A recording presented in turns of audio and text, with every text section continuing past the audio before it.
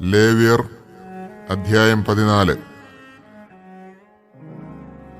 കർത്താവ് മോശയോട് അരുളിച്ചെയ്തു, കുഷ്ഠരോഗിയുടെ ശുദ്ധീകരണ ദിനത്തിൽ അനുഷ്ഠിക്കേണ്ട നിയമം ഇതാണ്. അവനെ പുരോഹിതന്റെ അടുക്കൽ കൊണ്ടുവരണം. പുരോഹിതൻ പാളയത്തിന് പുറത്തുപോയി അവനെ പരിശോധിക്കണം. രോഗി സുഖം പ്രാപിച്ചെന്ന് കണ്ടാൽ ശുദ്ധിയുള്ള 2 പക്ഷികൾ, ദേവദാരു, ചെമന്ന നൂൽ, ഈസോപ്പ് ചെടി എന്നിവ കൊണ്ടുവരാൻ നിർദ്ദേശിക്കണം.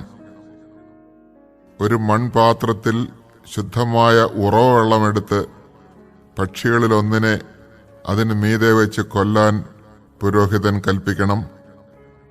ദേവദാരു, ചെമന്ന നൂൽ, ഈസോപ്പ് ചെടി എന്നിവ ജീവനുള്ള പക്ഷിയോടൊപ്പം ഉറവ വെള്ളത്തിനു മീതെ വെച്ച് കൊന്ന പക്ഷിയുടെ രക്തത്തിൽ മുക്കണം. പിന്നെ പുരോഹിതൻ ആ രക്തം കുഷ്ഠരോഗത്തിൽ നിന്ന് ശുദ്ധീകരിക്കപ്പെടേണ്ടവന്റെ മേൽ 7 പ്രാവശ്യം തളിക്കണം. അതിനുശേഷം അവനെ ശുദ്ധിയുള്ളവനായി പ്രഖ്യാപിക്കുകയും ജീവനുള്ള പക്ഷിയെ തുറസായ സ്ഥലത്തേക്ക് പറപ്പിച്ചു വിടുകയും വേണം. അനന്തരം ശുദ്ധീകരിക്കപ്പെടേണ്ടവൻ തന്റെ വസ്ത്രങ്ങൾ കഴുകി ശിരസ് മുണ്ഡനം ചെയ്ത് വെള്ളത്തിൽ കുളിക്കണം. അപ്പോൾ അവൻ ശുദ്ധിയുള്ളവനാകും. അതിനുശേഷം അവൻ പാളയത്തിൽ വരട്ടെ. എന്നാൽ 7 ദിവസത്തേക്ക് അവൻ കൂടാരത്തിന് വെളിയിൽ താമസിക്കണം. 7-ാം ദിവസം അവൻ തലയും താടിയും പുരികവും ക്ഷൗരം ചെയ്യണം. വസ്ത്രങ്ങൾ കഴുകി വെള്ളത്തിൽ കുളിക്കണം. അപ്പോൾ അവൻ ശുദ്ധിയുള്ളവനാകും. 8-ാം ദിവസം അവൻ ഊനമറ്റ 2 ആൺകുഞ്ഞാടുകളെയും 1 വയസ്സുള്ള ഊനമറ്റ ഒരു പെണ്ണാട്ടിൻകുട്ടിയെയും അതോടൊപ്പം ധാന്യബലിക്കായി എണ്ണ ചേർത്ത 10-3 ഏഫ നേരിയ മാവും 1 ലോഗ് എണ്ണയും കൊണ്ടുവരണം. പുരോഹിതൻ ശുദ്ധീകരിക്കേണ്ടവനോടൊപ്പം ഇവയെല്ലാം കർത്താവിന്റെ സന്നിധിയിൽ സമാഗമ കൂടാരത്തിന്റെ വാതിൽക്കൽ കൊണ്ടുവരട്ടെ. മുട്ടാടുകളിൽ ഒന്നിനെ 1 ലോഗ് എണ്ണയോടുകൂടി പ്രായശ്ചിത്ത ബലിയായി അർപ്പിച്ച് കർത്താവിന് മുമ്പിൽ നീരാജനം ചെയ്യണം. പാപപരിഹാര ബലിക്കും ദഹനബലിക്കുമുള്ള മൃഗങ്ങളെ കൊല്ലുന്ന വിശുദ്ധ സ്ഥലത്ത് വെച്ച് തന്നെ ആട്ടിൻകുട്ടിയെ കൊല്ലണം. പാപപരിഹാര ബലിക്കുള്ള മൃഗത്തെ പോലെ പ്രായശ്ചിത്ത ബലിക്കുള്ള മൃഗവും പുരോഹിതനുള്ളതാണ്. ഇത് അതിവിശുദ്ധമാണ്. പുരോഹിതൻ പ്രായശ്ചിത്ത ബലിക്കുള്ള മൃഗത്തിന്റെ കുറച്ച് രക്തമെടുത്ത് ശുദ്ധീകരിക്കപ്പെടേണ്ടവന്റെ വലത്ത് ചെവിയുടെ അഗ്രത്തിലും വലത്ത് കൈവിരലിന്റെ തള്ളവിരലിലും വലത്ത് കാലിന്റെ പെരുവിരലിലും പുരട്ടണം. അനന്തരം അവൻ എണ്ണയിൽ കുറച്ചെടുത്ത് തന്റെ ഇടത്തെ ഉള്ളം കൈയിൽ ഒഴിക്കണം. അതിൽ വലത് കൈയുടെ വിരൽ മുക്കി 7 പ്രാവശ്യം കർത്താവിന്റെ സന്നിധിയിൽ തളിക്കണം.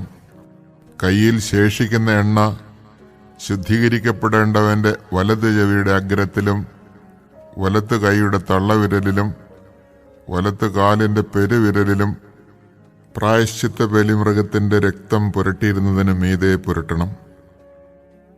കൈയിൽ ബാക്കി വരുന്ന എണ്ണ ശുദ്ധീകരിക്കപ്പെടേണ്ടവന്റെ ശിരസിൽ ഒഴിക്കണം.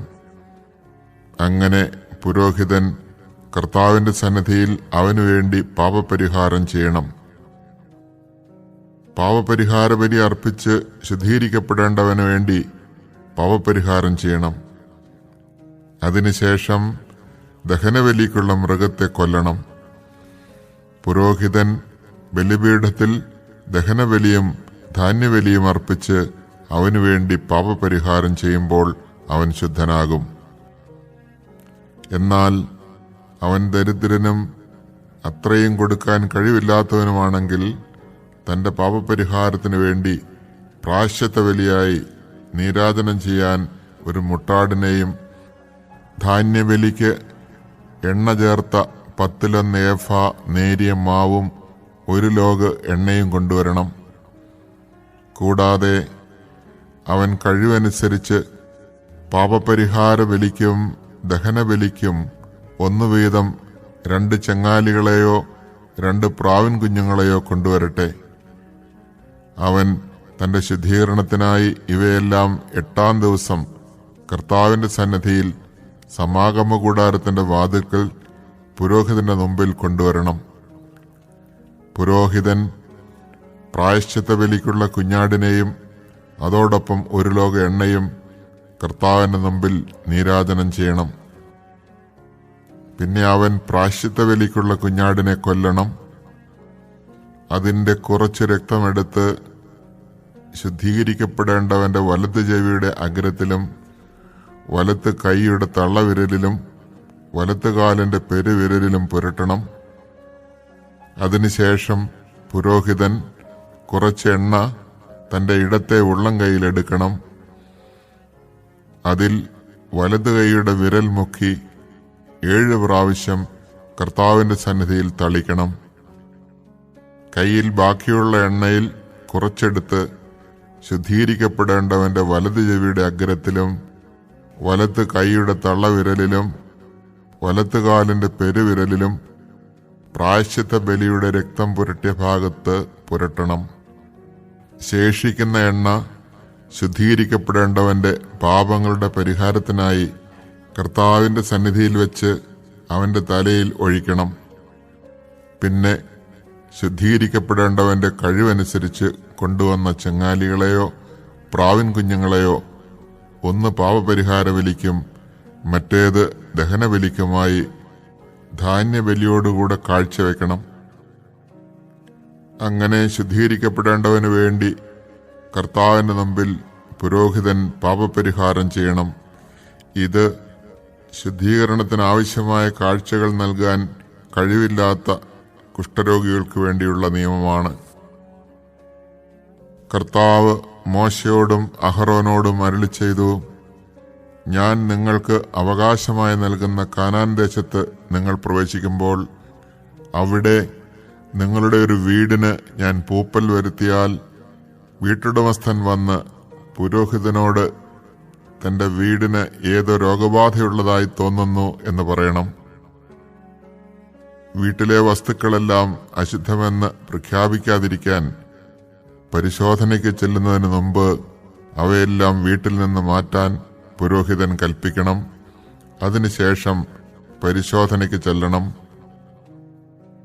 അവൻ വീട് പരിശോധിക്കണം.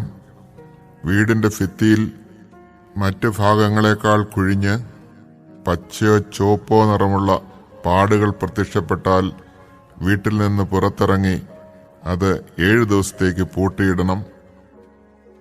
7-ാം ദിവസം തിരിച്ചെത്തി പരിശോധിക്കുമ്പോൾ വീടിന്റെ ഭിത്തികളിൽ പൂപ്പൽ പടർന്നിട്ടുണ്ടെങ്കിൽ അത് ബാധിച്ചിട്ടുള്ള കല്ലുകൾ ഭിത്തിയിൽ നിന്നെടുത്ത് പട്ടണത്തിന് പുറത്തുള്ള അശുദ്ധമായ സ്ഥലത്തേക്ക് എറിഞ്ഞുകളയാൻ പുരോഹിതൻ കൽപ്പിക്കണം. അനന്തരം വീടിന്റെ അകം മുഴുവൻ ചുരണ്ടി പൊടി പട്ടണത്തിന്റെ വെളിയിൽ അശുദ്ധമായ സ്ഥലത്ത് കളയാൻ നിർദ്ദേശിക്കണം. ഇളക്കിയെടുത്ത കല്ലുകളുടെ സ്ഥാനത്ത് വേറെ കല്ലുകൾ വയ്ക്കുകയും വീട് പുതുതായി തേക്കുകയും വേണം. കല്ലുകൾ മാറ്റി വീട് ചുരണ്ടി പുതുതായി തേച്ചതിന് ശേഷവും പൂപ്പൽ പ്രത്യക്ഷപ്പെട്ടാൽ പുരോഹിതൻ ചെന്ന് പരിശോധിക്കണം. അത് വീട്ടിലെല്ലാം പടർന്നിട്ടുണ്ടെങ്കിൽ അത് അപരിഹാര്യമാണ്. ആ വീട് അശുദ്ധമാണ്. ആ വീട് ഇടിച്ചു പൊളിച്ച് അതിന്റെ കല്ലും തടിയും കുമ്മായവും പട്ടണത്തിന് വെളിയിൽ അശുദ്ധമായ സ്ഥലത്ത് കൊണ്ടുപോയി കളയണം. വീട് അടച്ചിട്ടിരിക്കുന്ന സമയത്ത് അതിൽ പ്രവേശിക്കുന്നവൻ വൈകുന്നേരം വരെ അശുദ്ധനായിരിക്കും. ആ ഭവനത്തിൽ കിടന്നുറങ്ങുന്നവനും അവിടെ വച്ച് ഭക്ഷിക്കുന്നവനും തങ്ങളുടെ വസ്ത്രങ്ങൾ കഴുകണം. എന്നാൽ പുരോഹിതന്റെ പരിശോധനയിൽ പുതുതായി തേച്ചതിന് ശേഷം പൂപ്പൽ പടർന്നിട്ടില്ലെന്ന് കണ്ടാൽ ആ വീട് ശുദ്ധമാണെന്ന് പ്രഖ്യാപിക്കണം. എന്തെന്നാൽ പൂപ്പൽ അപ്രത്യക്ഷമായിരിക്കുന്നു. ആ വീടിന്റെ ശുദ്ധീകരണത്തിനായി അവൻ 2 പക്ഷികൾ, ദേവദാരു, ചുവന്ന നൂൽ, ഈസോപ്പ് ചെടി എന്നിവ എടുക്കണം.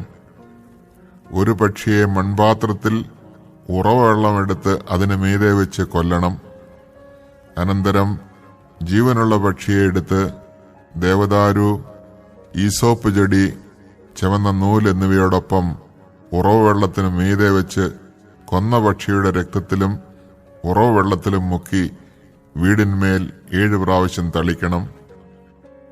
അങ്ങനെ അവൻ പക്ഷിയുടെ രക്തം, ഉറവുവെള്ളം, ജീവനുള്ള പക്ഷി, ദേവദാരു, ഈസോപ്പ് ചെടി, ചുവന്ന നൂൽ എന്നിവ കൊണ്ട് വീട് ശുദ്ധീകരിക്കണം. അനന്തരം ജീവനുള്ള പക്ഷിയെ പട്ടണത്തിന് പുറത്ത് തുറസായ സ്ഥലത്തേക്ക് പറപ്പിച്ചു വിടണം. അങ്ങനെ ആ വീടിനു വേണ്ടി പാപപരിഹാരം ചെയ്യണം. അപ്പോൾ അത് ശുദ്ധമാകും. ചിരങ്ങ്, തടിപ്പ്, പരു, പാണ്ട് എന്നീ രോഗങ്ങളെയും വസ്ത്രത്തിലുണ്ടാകുന്ന കരിമ്പൻ, വീടിനെ ബാധിക്കുന്ന പൂപ്പൽ തുടങ്ങി പലതരം അശുദ്ധികളെയും സംബന്ധിക്കുന്ന നിയമമാണ് ഇത്. ഇവ എപ്പോഴെല്ലാം അശുദ്ധമെന്നും എപ്പോഴെല്ലാം ശുദ്ധമെന്നും ഈ നിയമങ്ങൾ നിർണയിക്കുന്നു.